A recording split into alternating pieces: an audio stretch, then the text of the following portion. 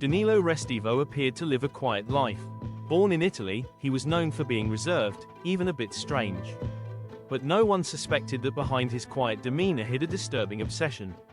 In 2002, in Bournemouth, England, a woman named Heather Barnett was found brutally murdered in her home. She was a mother, a seamstress, and a friendly neighbor. She had been bludgeoned and mutilated. Her body was found by her 2 children, just after they returned home from school. The most chilling part of the scene: clumps of hair, neatly cut, were placed in her hands. It was a detail that baffled investigators, and it would soon become key in connecting Heather's murder to another crime, one committed in a completely different country. Restivo, Heather's neighbor, quickly came under suspicion. His behavior raised red flags. He'd entered the Barnett home weeks before under the pretext of asking for curtain measurements. Heather mentioned it to friends, calling it odd, but police lacked concrete evidence to arrest him.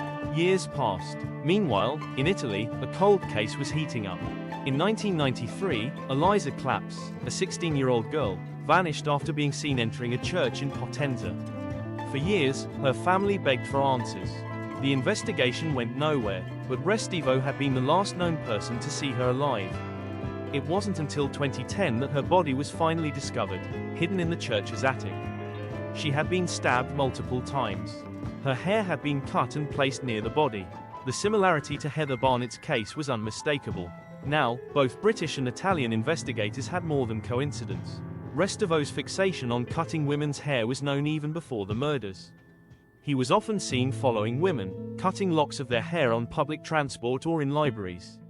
Authorities now believe these violent fantasies escalated into murder.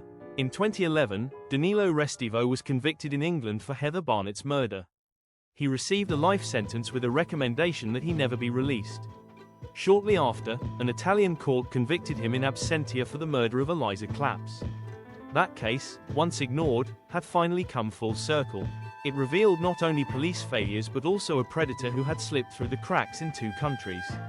Danilo Restivo now sits behind bars, unlikely to ever walk free again. But for the families of his victims, the scars remain. A quiet neighbor, a disturbing obsession, and a pattern of violence that stretched across borders.